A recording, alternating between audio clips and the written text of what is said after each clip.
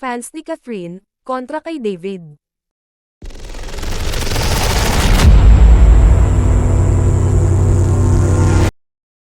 Si Jericho Rosales lang ang gusto ng ilang fans ni Catherine Bernardo na makapareha nito sa pelikula.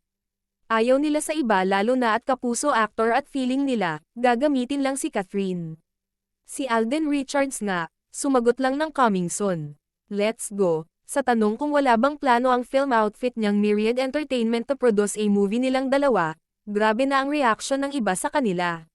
May nag-comment ng tigilan ni Alden si Catherine dahil pagod na ang aktres na ang gustong tukuyin ay binuhat nito si Alden kaya nag-box office hit ang movie nilang Hello, Love, Goodbye.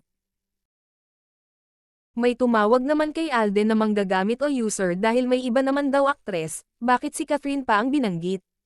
Nakalimutan ng mga nag-react na movie with Catherine ang itinanong kay Alden, kaya yun ang kanyang sagot.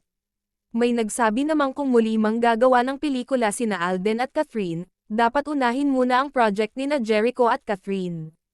Kaya ang payo kay Alden, kahit may mga gusto silang magtambal uli ni Catherine, ibang aktres na lang ang kunin niya for his next project, wala pang issue.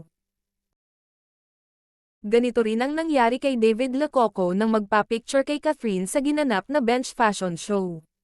May nag-comment na sana magkaroon sila ng project na agad ay nalmahan ng fans ni Catherine.